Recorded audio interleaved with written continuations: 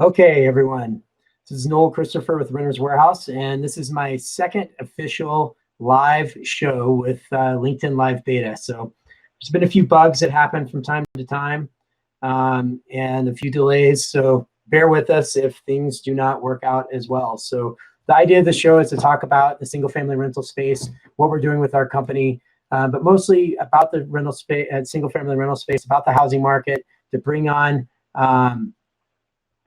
interesting guests and talk about interesting topics. A lot of there's been a lot of housing news this week or the last few weeks that have come out talking about everything from affordability to home builders supply to housing starts, all those different things we're going to talk about today with my guest, Abhi Golhar. And Abhi is somebody who does Think Realty Radio. He does now a podcast on Think Realty. He is well known in the space, and he's a great, good friend of mine. And we've done a lot of different shows together. So this should be definitely an interesting show. So I'm going to bring in Abhi here, and we're going to get started. Abhi, are you there? I can hear you great. How are you? Yeah. I'm looking at it on LinkedIn, and I'm trying to see if it's actually broadcasting to LinkedIn or not. So this might be a recording that we post later, but it's also going out to Facebook Live as well as Periscope and YouTube. So a lot of interesting things. But the really focus on this is the LinkedIn Live Beta, and it's something that that's pretty exciting. And I think it's the new. We were talking about this before. Okay, now it should be going live. I think I clicked upon. So, yes, there we go. I see myself on like the split screen there, so that's really neat. Okay, good. So I've got Abhi in here, so everybody can hear what I was just saying, but I just added in Abhi. So it's LinkedIn Live and the over proliferation of podcasts, and podcasts are great, and it's a great medium, and that audio is awesome. I think the live broadcasts and the live shows are the next big thing that's happening, because there's nobody that can stop us. It's like Trump tweeting. You can't stop what we're going to say or what we're going to do. It's here. And I did say Trump, so please, everyone, stay calm. Freaking out. Yeah. So, Abhi, so who are you going to vote for in 2020? We're not going to have that conversation. Right. So anyways, this is awesome. It's awesome to do this. It's in beta. LinkedIn invited me to do these live shows, and I want to try to have fun with it, and then also talk about the single family rental space, which is something I'm very passionate about. It's something that I've been involved in for a long time, and why I'm doing what I'm doing at my company, and just it's everything what I'm about, because I see the opportunity in real estate investing in general, and in a space that is underserved and doesn't have the professionalism that it should, and has a lot of runway and a lot of opportunity. And I've said this a couple of times with some people recently. I've seen more activity right now in this space than I did in 2012. And 2012 was the epicenter of the single family rental space, where it became known, although it's been around forever. Ever since there's been single family homes, there's been people who rent out single family homes. But there is a lot of funds and new money into the space. I just had a call with a very large institutional group that deals with new money coming into the space. And we're going to see some things coming up in the next few months, where some new entrants into the space, where they buy thousands of homes from another institutional investor and they come into the space. And so it's all good things. So Abhi is a professional on broadcasting. So tell me a little bit about yourself, Abhi. Yeah, man. Thanks for the intro, and of course, thanks for having me on. I'm really excited to be here. And LinkedIn Live, LinkedIn Beta, woo, way to go, guys. And I'm number 2 for you, which is great. And you enjoy talking about single family rentals. So let's talk about something that's not single family rentals. How about that? Sounds wonderful. I'm kidding. Well, I cut my teeth in real estate investing in 2002, 3, and 4 in inner city Detroit. And ever since then, always been a big believer that investing in real estate is always a privilege once you have your income right. Whether it's income from your job, income from your business, whatever that looks like. And then investing for the long term is always key. It's not the short-term gains that only matter. It's going to be that a long-term piece that really, really kind of carries you forward. And we talk about this massive issue with retirement. We talk about this massive issue with student debt, et cetera. And then not being able to kind of carry that wealth forward, it's a major issue for me. It's a major issue I'm trying to address with a lot of young Americans, especially on the Think Realty podcast and the many other guest kind of things that I do, books that I write, and the blogs that I write as well. So it's been a lot of fun for me to have these conversations with young folks about their investing strategies and what they're doing. I love single family rentals. I think it's a really good way to go, especially for new investors that want to get in. They want to take advantage of income, the depreciation. Just be careful of the recapture part, but income, depreciation, equity, appreciation, and leverage. That's really important. I like multifamily as well because you have, say, 400 or 100 or 50 units in one location. So diversifying a little bit is good, but single family really is, you can piecemeal properties off. If you need to sell, worst case scenario, you've got that income coming in. And there's one thing that I think reigns king, Noel, it's cash flow. And I just want more of it. Yes.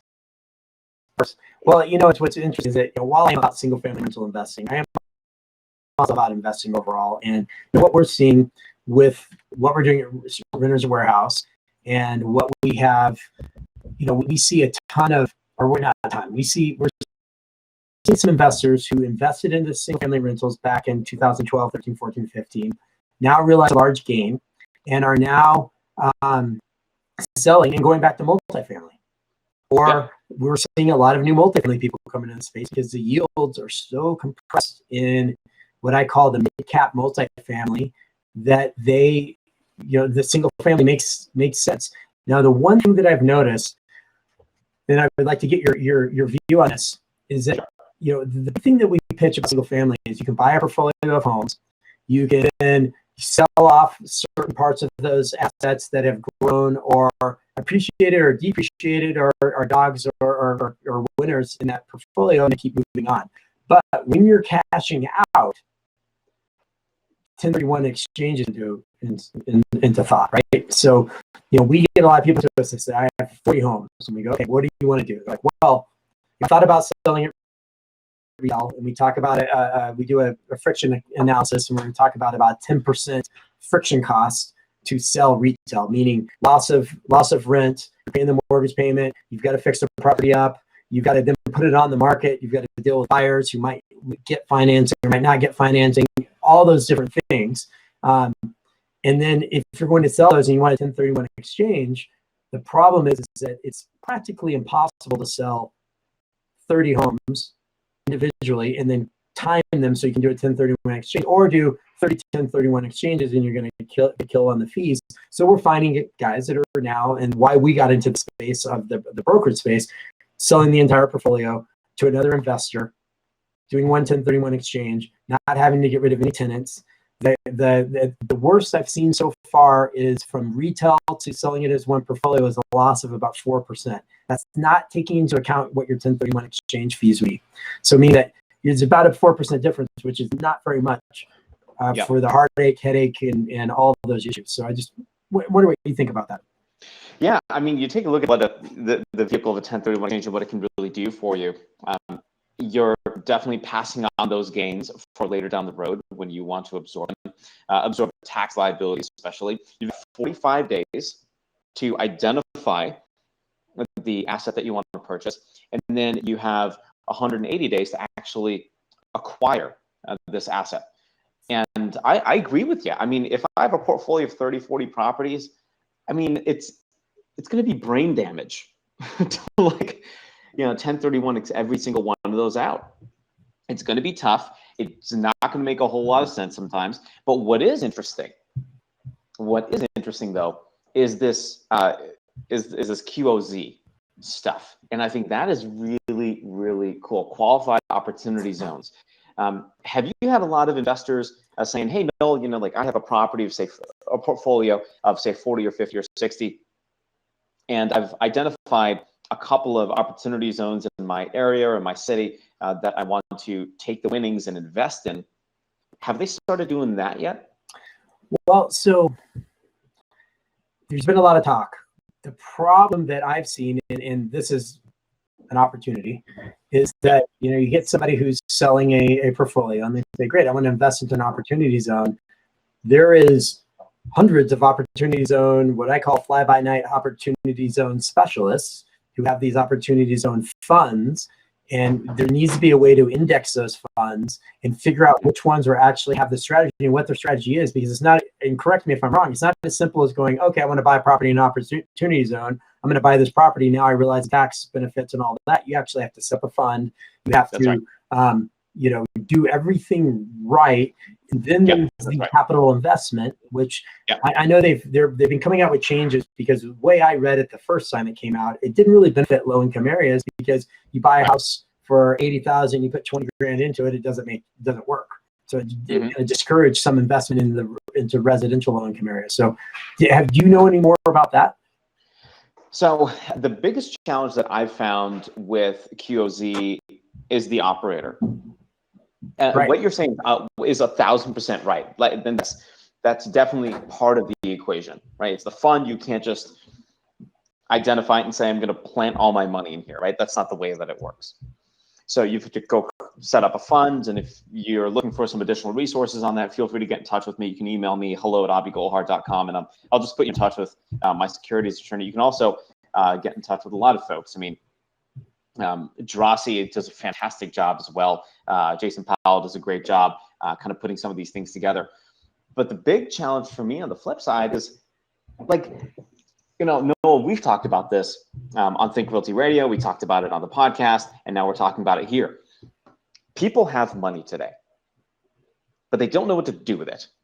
And as a result, they're making really stupid decisions. They're not doing the homework on the asset. They're jumping around saying, oh my gosh, I understand what QOZ is and like the opportunity zones and all the stuff. We're going to make this happen.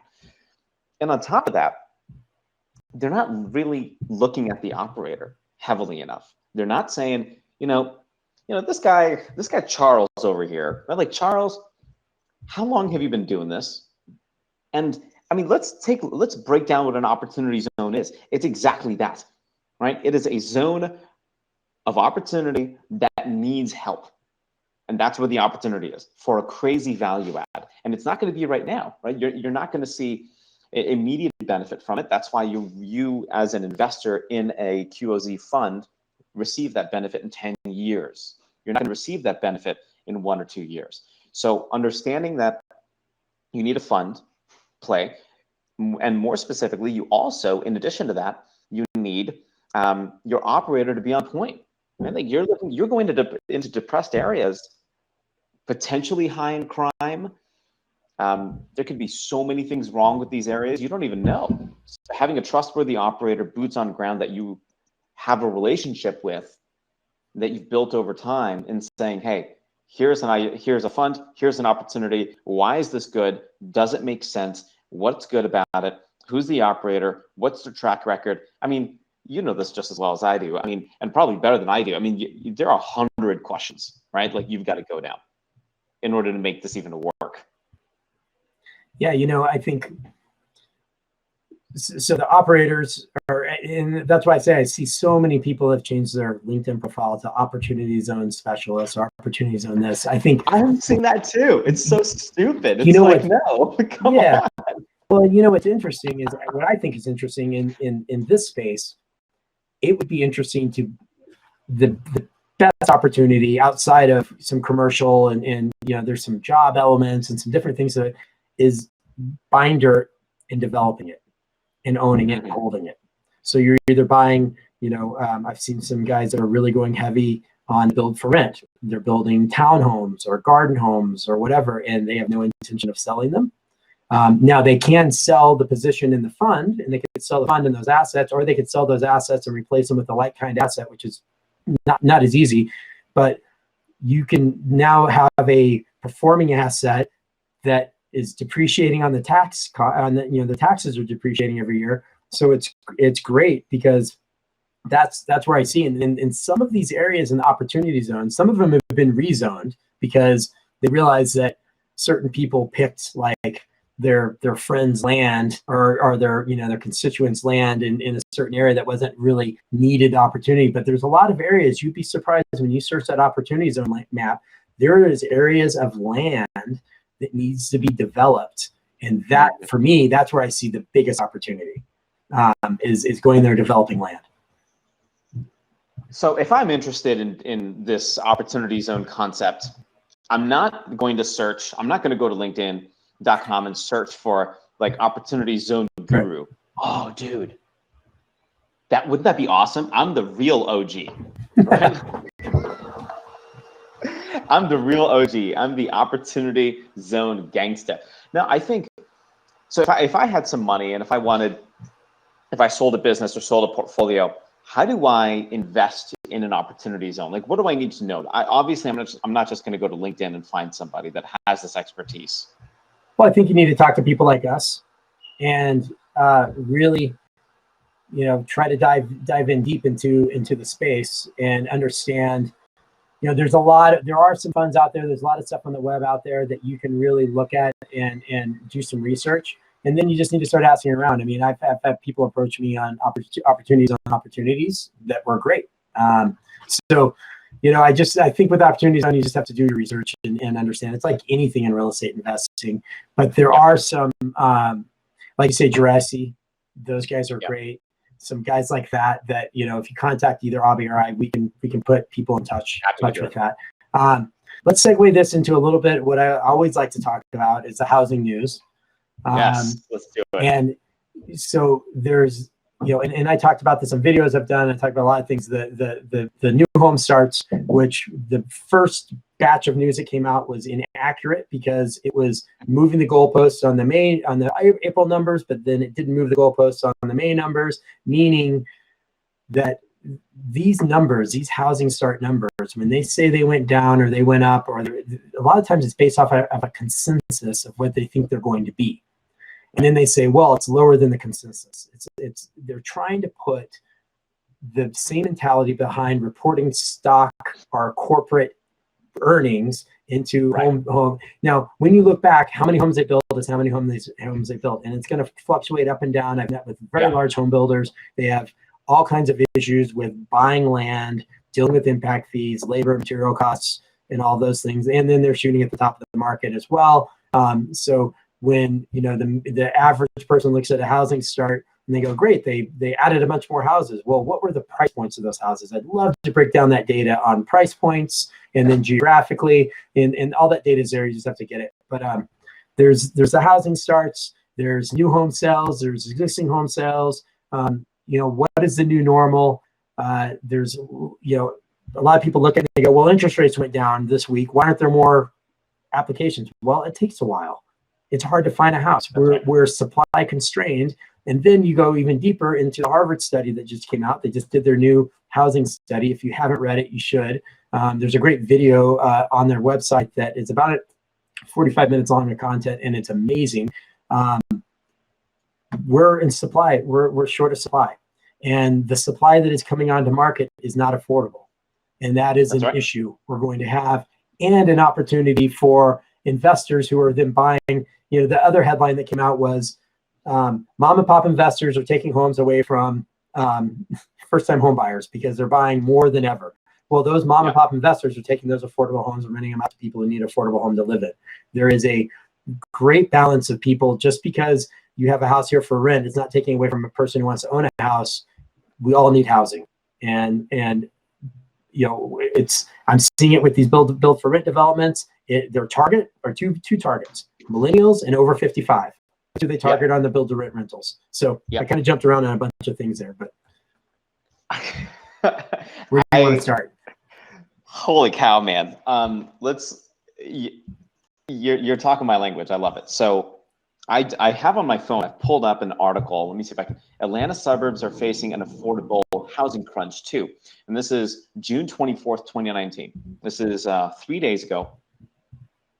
And the Atlanta Journal-Constitution is talking about this, right? Like whoever can fix this issue. Let's see if you can kind of see this here, right? Maybe you're gonna have to back it up a little bit. There you go. Right there. Kind of right there it is. There you go. Look at that. So affordable housing. Affordable housing is a major issue. I mean, if you talk about buying whoever figures out this affordable housing piece is going to make a lot of money. That's the opportunity right now.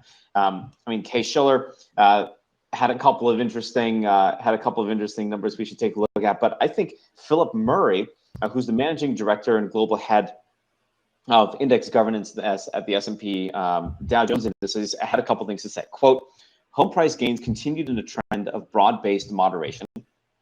And, quote, year-over-year price gains remain positive in most cities, though at diminishing rates of change. Seattle is a notable exception, where the year-over-year change has decreased from 13.1% in April 2018 to 0% in April 2019.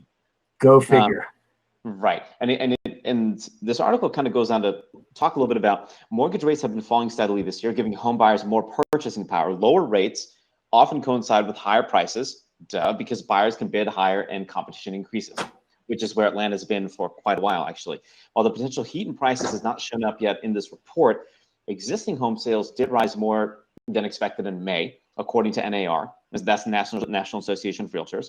The median price of a home sold in May also rose to the highest level ever. Part of that may be a change in the mix of home selling, as you mentioned, Noel, as there are many more higher priced homes for sale, but a very, very tight supply of low-end homes for sale. Correct. And if you go ahead. No, so we're talking the same language here, right? Like that's where the opportunity is. If I am an investor, I'm looking at a couple of things. One, are there affordable housing opportunities in my primary market? Number two, can I buy single family rentals long-term in secondary and tertiary markets for a buy and hold cash flow play? And number three, where's my build to rent stuff? Because that's what's really going to be key if I can keep my prices down as much, or my costs down as much as possible. I mean, I heard Amazon selling a $25,000 house. Like, what's going on with that? Well, you can see that a couple other notable things. Google getting into affordable housing, so we'll see how that goes. Amazon, I know, has what I call an opportunity fund, not opportunity zone fund, but they have a fund where they're looking into the real estate space. Stanford just donated $4 billion something, or they said they earmarked $4 billion for affordable housing, which is great because these schools and universities are sitting on a pile of money, and they are starting to get nervous because you have people like Jamie Dimon coming out and saying that, like what I've been saying, what you've been saying, is that it is despicable what we've done on our college education, what we're doing to people, and we're hurting the future of our country. And just for those that are kind of like watching and they don't know who Jamie Dimon is, he's with JP Morgan Chase, who mentioned that this entire student debt thing has become such a major issue that we have to focus on it. And I wanted to ask you, I mean, we've done radio shows on this, and I feel like sometimes I feel like, for me, I'm a broken record because I talk about this all the time, and it's very frustrating. What do you think the solution is for student housing? I'm sorry, not student housing, student debt. I'm sorry, student debt. That's another asset class that's worth investing in. I don't know. Let's not give away our secrets, man. I mean, come on. Go find small colleges in tier 2 towns and buy student housing. Okay, I said it.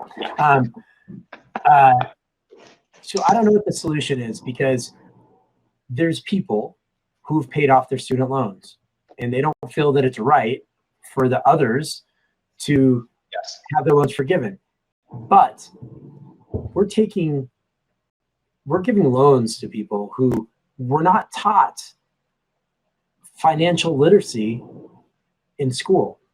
Where did they teach it? Who has ever taught financial literacy? Like, a junior achievement went away when I was in 3rd grade. Right. Well, that's another problem as well. By the time I was 6 years old. Like, but you can get a credit card when you're 18, as many as you want, right? So that's an issue. So it starts at grassroots, and it starts with the universities. I mean, the colleges have built these machines around,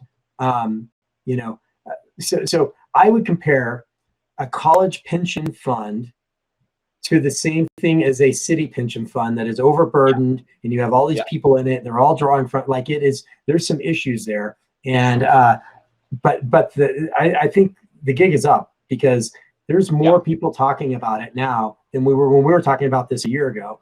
It is becoming more prevalent. I've been saying it for a long time. You know, and I don't really want to get into politics, but there's, you know, the whole 2020 election right now, the big buzzword is student loan issues. Whether anybody's going to actually do something about it is questionable. You know, they're talking about taxing Wall Street, doing this, but something needs to be done. That's it. Because what's it funny goes into investing too. Go ahead. Yeah, no, just to kind of piggyback. What's interesting is you're seeing these educational institutions. Iowa, I remember reading this, I think a couple months, maybe a couple weeks ago. The University of Iowa's Tippy College Business School announced like they're phasing out their full-time MBA program. Yep, I saw that. And then I think there's another one. I think Minneapolis or something is doing the same thing, and I think they're shutting down a 2-year MBA program. Don't quote me on that. I just can't remember, but it's somewhere in the Midwest. There's many more we probably don't know about, right?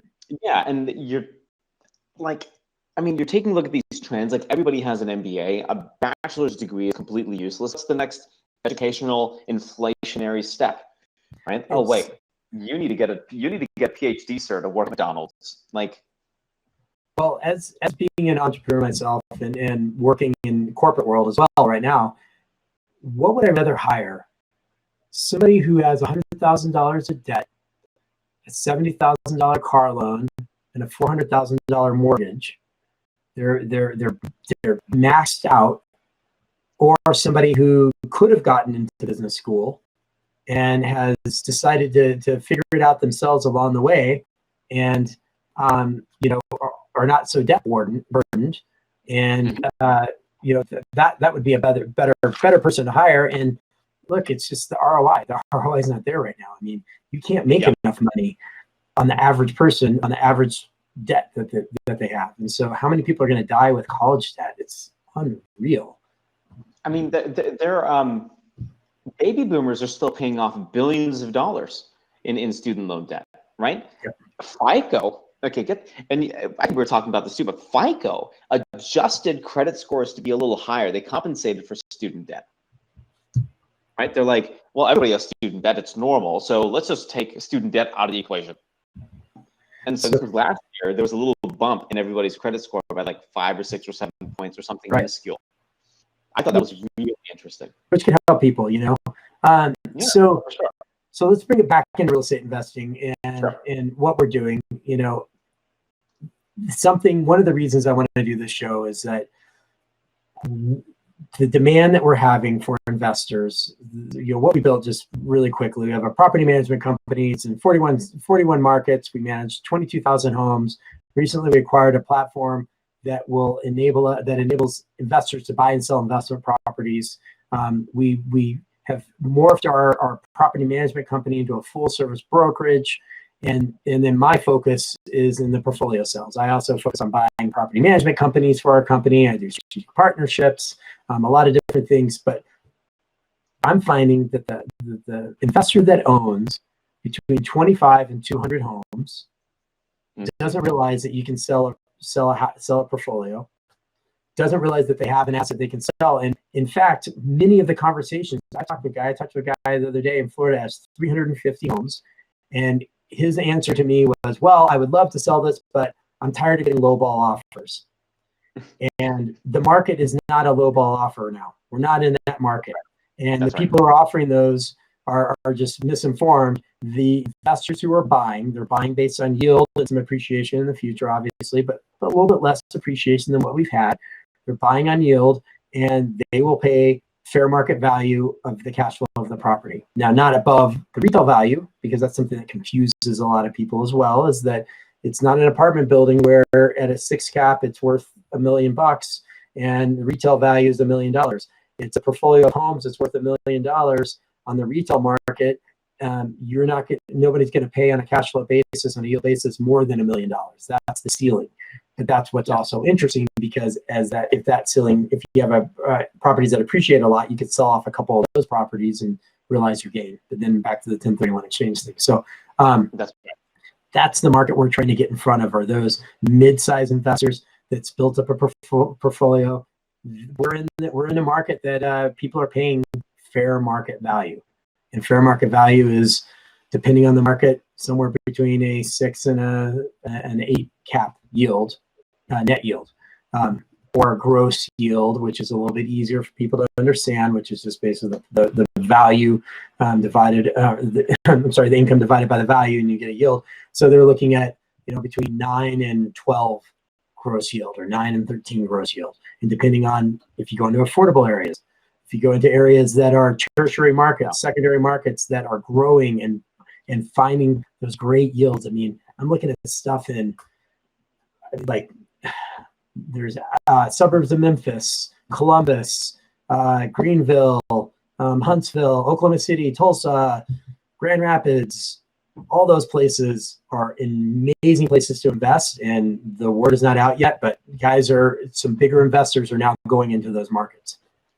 If the word isn't out, then stop spreading the word. Like, what are you doing, man? You're killing my vibe here. Well, yes.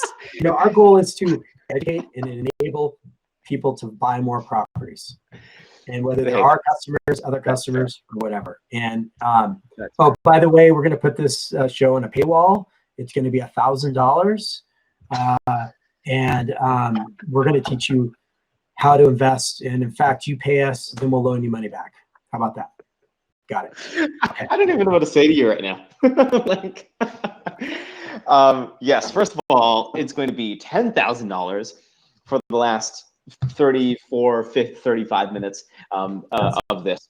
But I mean, I would seriously do the following. If I'm watching and I'm thinking, okay, well, geez, how do I kind of get into this world? There are a lot of gold nuggets that were talked about here. I mean, Noel had a lot of excellent things to say about the housing market, where we are currently, kind of where we're trending, and his picks for the asset classes to buy. If you didn't hear that, go to maybe the half-minute mark, like maybe halfway through, and you'll hear him talk about that. I would also say, number two, I've started to become more bullish on acquiring SFR, on acquiring single family rentals, and not just in an up market or a down market locally, but in any market. You can always find opportunities. It may be a primary market, it may be a secondary market, maybe a tertiary market. Noel just listed off a bunch of markets. Grand Rapids, Michigan, just an hour north of where I was born in Kalamazoo. Great opportunities. You have the medical mile there. Huntsville, got NASA. You have a lot of government contracts in Huntsville, and even some of the other cities. Montgomery, Alabama, some really good opportunities. Greenville, you mentioned, I think they have a BMW plant there. Columbia, South Carolina, Chattanooga, Tennessee. Chattanooga has, I think, Google Fiber everywhere. It's insane, right? So you take a look at some of these markets, and you can really build, you can really step up to creating wealth for yourself. And then once you have that 200, 250, 350 SFR portfolio, then get in touch with Noel and his team. For me, I love investing with people, and I'm also always interested in opportunities. So if you have any opportunities you want to throw my way, or at least run by me, I'd be happy to take a look, whether it's a single family rental portfolio purchase. I'm not at the $350, 350 unit mark yet. I think Noel is, though. Well, most people aren't there. Yeah. Yeah. So, I mean, if you have 5 or 10 or 15, I'd love to take a look in the Southeast U.S. That's kind of my main sticks here. As multifamily, I think starts to cool off. I'm seeing a lot of rates just being compressed in Atlanta, 3 to 4 caps. It's a little bit of a challenge. Going to Chattanooga, shifting to the office sector as multifamily, just for me, isn't making a whole lot of sense. But we are seeing some good opportunities in office right now in the Southeast, specifically Chattanooga, Atlanta, and also Dallas, Texas. Get in touch. I mean, you can email me, abby@abbygolhart.com, hello@abbygolhart.com. You check out the Think Realty podcast as well, my shameless plug for Think Realty podcast. It's a lot of fun. Noel, we need to get you on. So yeah, I know I interviewed Kevin, but we need to get you on. So that'll be a lot of fun.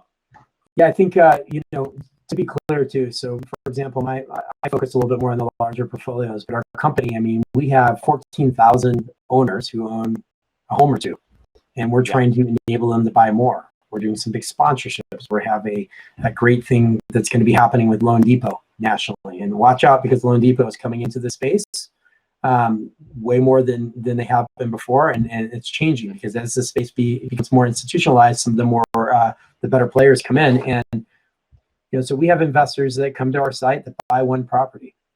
and they work with one of our local agents. We have investors that come that want to buy 100, that want to sell 100, that want to sell one. What we've done is created these agents in all of our local offices, so they can work locally with somebody. They can work with their national team. There's a lot of different things. So not trying to plug our company. There's other companies out there that do a little bit of what we do, but there's not many. There's a lot of niche, real estate brokerages in markets that kind of are real estate brokers that focus on single family rental, but they don't have a lot of the tools. And so we provide our agents with the tools that a Century 21 doesn't provide them with. And there's nothing against that. It's just that you have a ton of agents fighting over home buyers, owner-occupied buyers, and you have a few agents fighting over 1 million transactions that are happening every year in the single-family rental space, and that's where we saw our opportunity.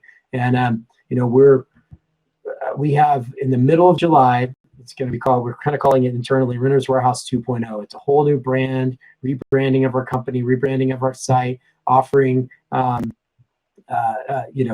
lending, title, everything. So what's changed is that it used to be that you had to go find your local guy, buy a local property. Now you can go buy property outside of your geographic region. We said we have guys that are selling portfolios and going to multifamily. We have people that are selling portfolios and going into a different market. Or they're selling half their portfolio and buying in 4 different markets. It used to be people would come to us and say, what market do I need to create operational scale in? We have it. There's other guys that have it. You can now go into all these markets and invest and diversify your investment. In fact, I'm working on some data, and I had this before when I worked with Rent Range Investability. There are actual markets that correlate to each other. So if you think you're diversifying, you might actually not be diversifying because they're tied together, their economies are tied together and things like that. So there's so much information out there that you can find. So want to close with that. Any closing thoughts? Yeah, I completely agree. I mean, I would say, I would say if your dream at the end of the day, you're watching, you're listening, and you're thinking, well, I'm a business professional, I'm an entrepreneur, I'm somebody that has a little bit of cash. What do I do with it? My choice, my default is going to be real estate. I love real estate, but find out what your mindset is. Find out what your investing personality is. And then get in touch with the resources that you have right in front of you. You can get in touch with me at abigolhart.com or thinkrealty.com. You can also get in touch with Noel, his team at runnerswarehouse.com, and start that journey. If you're somebody who already has a portfolio, I mean, you've already kind of won the game there. Enjoy life a little bit, and then go buy some more stuff because you can. And we need to talk about this entire financial literacy piece at some point, because it's driving me absolutely up the wall right now. It's insane. It's nuts. We could talk about that for another hour, but of course. I don't want to take the time. We're going to end our show. Again, Bobby mentioned how you get in touch with him. Find me. I'm very active on LinkedIn. I'm a big promoter of LinkedIn right now. That's where I find a lot of my business. I put a lot of content out there. Our company puts content out. If you don't like my style, there's somebody else in our company, like Greg Rand, Kevin Ortner. We're really trying to educate, enable, and put the word out of what we're trying to do. And of course, it's about growing our business, but it's about helping other people realize what they have. There's a lot of people that own one house that could own another and own more. And they say it's like first 5 years is the toughest. Get to 5 houses in 5 years. Get to 10 and 7. Get to 15 and 10. And get to 10 houses in 7 years. 15 houses in 10 years. It is never too late to start. So that's it. Boom. I don't really have any kind of a sign out, like buy more houses. So I think you need a T-shirt that says "Buy more houses, call Noel." Right.